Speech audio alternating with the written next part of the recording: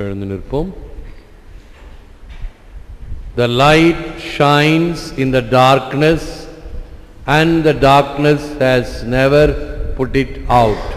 யோவான் 1:5. அந்த ஒளி இருளில் ஒளிர்ந்தது, இருள் அதன் மேல் வெற்றி கொள்ளவில்லை. இது கிறிஸ்து வழங்கும் வாழ்வு தரும் நற்செய்தி. கிறிஸ்துவே உமக்கு புகழ்.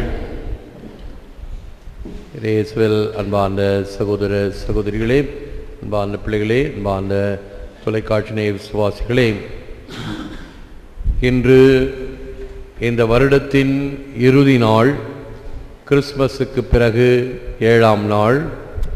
8ஆம் நாள் அவருக்கு இயேசு என்றும் பெயரிட்டார்கள் என்று நாளைய தினத்தை புது வருடமாக தேவதாய்க்கு ஒப்பு கொடுக்கப்பட்ட நாளாக இன்று நள்ளிரவு திருப்பலி, அதற்கு முன்னதாக 11:30 மணிக்கு நற்கருணை ஆராதனையுடன் இந்த வருடம் முடிகின்ற வேளையிலே ஆண்டவரோடு கண் விழித்து நன்றி கூறி புது வருடத்தை வரவேற்க இருக்கிறோம்.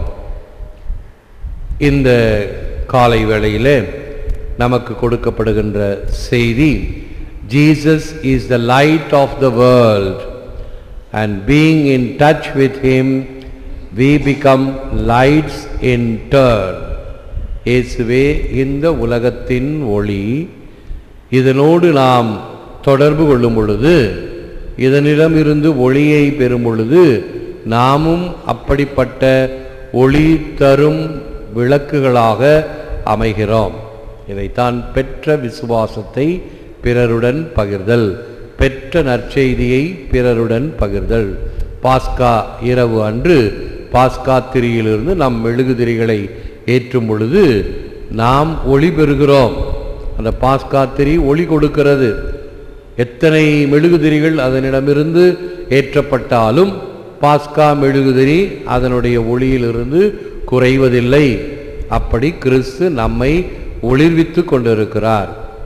ஆகவேதான் நீ ஒளியாகும், என் வாழ்வின் வழியாகும் என்று இப்பொழுது நாம் பாடல் பாடினோம். அப்படிப்பட்ட ஒளி நிறைந்த உள்ளங்களாக நம் உள்ளங்கள் இருக்க வேண்டும். Existence have an ultimate purpose. Austrian psychotherapist Victor Frankl என்பவருடைய வார்த்தைகள். நாம் ஒவ்வொருவருடைய பிரசன்னம், ஒவ்வொருடைய வாழ்வு ஒரு அர்த்தத்தோடு இருக்கிறது. எதற்காக நாம் படைக்கப்பட்டோம், எதற்காக நாம் வாழ்கிறோம் என்பதை யோசித்து பார்த்தோம் என்றால், நமக்கு கொடுக்கப்பட்ட ஒரு பொதுவான தத்துவம், படைத்தார் படைப்பெல்லாம் மனுவுக்காக, மனுவை படைத்தார் தன்னை வணங்க என்பது. படைக்கப்பட்ட அனைத்தும் இறைவனை போற்றி புகழ்கின்றன. அப்படி நாமும் இறைவனை போற்றி புகழவும், நமக்கென்று கொடுக்கப்பட்டிருக்கக்கூடிய பணி, தகுதி, கொடுக்கப்பட்ட பல வகையான திறமைகள், நேரம், உடல் பலம், இவைகளை எல்லாம் வைத்து நாம் என்ன செய்கிறோம், அதுதான் இந்த வாழ்க்கையிலே நாம் கடைபிடிக்க வேண்டியது. வாளாக வெட்டியாக திரிவது அல்ல. திண்ணைக்கு பாரமாக என்று சொல்லுவார்கள். அல்லது நான் அடிக்கடி சொல்வது போல, சோறு கண்ட இடம் சொர்க்கம், கால் போனபடி போக்கம், கண்டதே காட்சி கொண்டதே கோலம் என்கின்ற வகையில் வாழ்வது அல்ல வாழ்வு.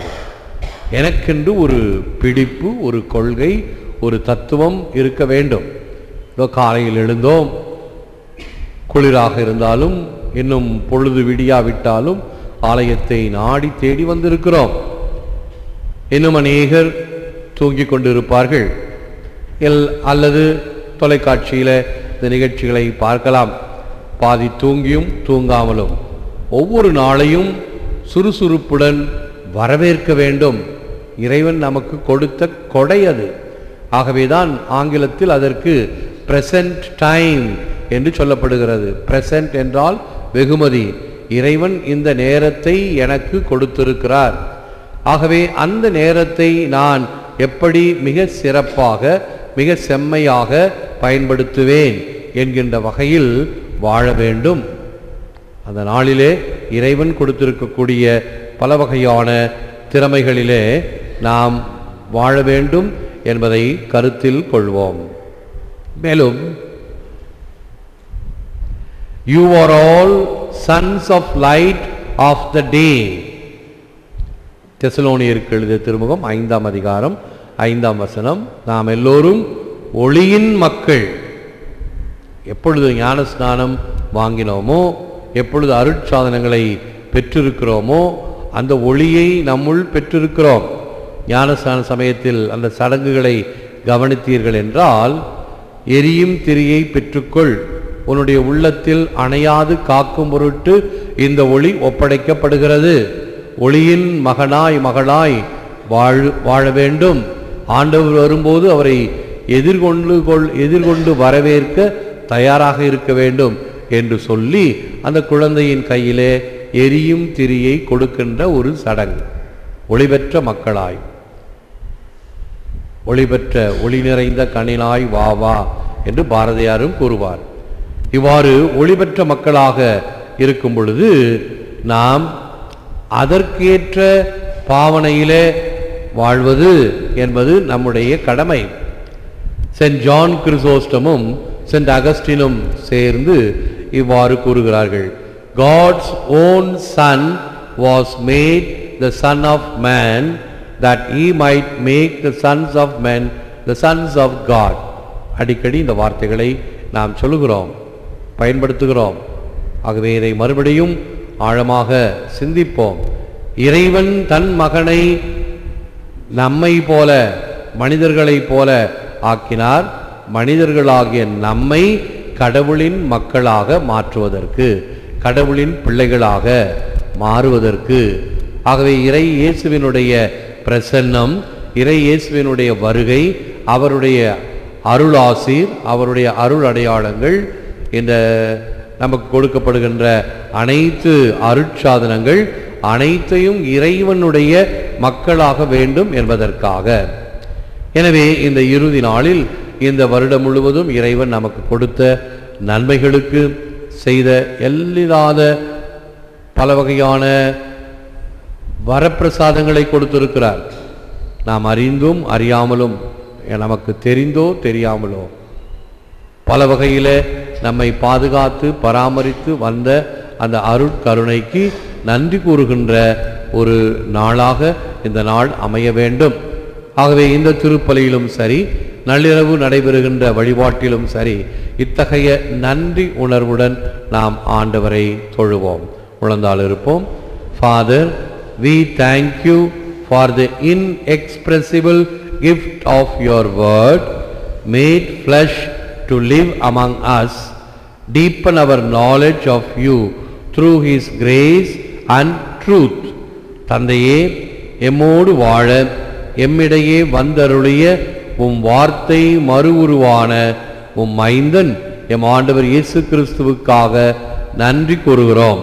உமது அருளாலும் உண்மையாலும் எமது அறிவாண்மையை ஆழப்படுத்தியருளும்.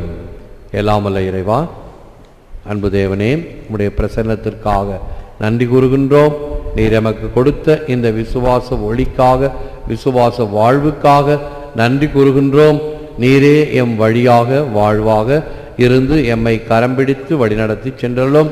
நாங்களும் அன்பு மக்களாக என்றும் வாழக்கூடிய தகுதியை எமக்கு தாரும். உம்மை விட்டு ஒருபோதும் பிரியாமல் இருக்கக்கூடிய நிலையை எமக்கு தாரும். எங்களுடைய தேவைகளை நீர் செவிமடுக்கின்றீர். இவைகளை எல்லாம் கொடுத்து எம்மை பாதுகாத்து வந்த உமது அருள் பாதுகாப்பிற்காக, இந்த ஆண்டு முழுவதும் எம்மை வழிநடத்தியதற்காக நன்றி கூறுகின்றோம். நாங்கள் என்றும் உமது மக்களாக வாழ வேண்டிய அருளை தாரும். யாருக்கெல்லாம் செபிக்க கடமைப்பட்டிருக்கிறோமோ, யாரெல்லாம் உம்முடைய அருளை வேண்டுமென்று விளைந்திருக்கிறார்களோ, எழுதியிருக்கிறார்களோ, தொலைபேசியின் வழியாக கேட்டிருக்கிறார்களோ, அவர்களை எல்லாம் இப்பொழுது நினைத்து உம்முடைய திருப்பாதத்தில் சமர்ப்பிக்கின்றோம். ஏற்று வரமருளும் இறைவா, காக்கும் கரங்களினால். ஆமென், ஆமென்.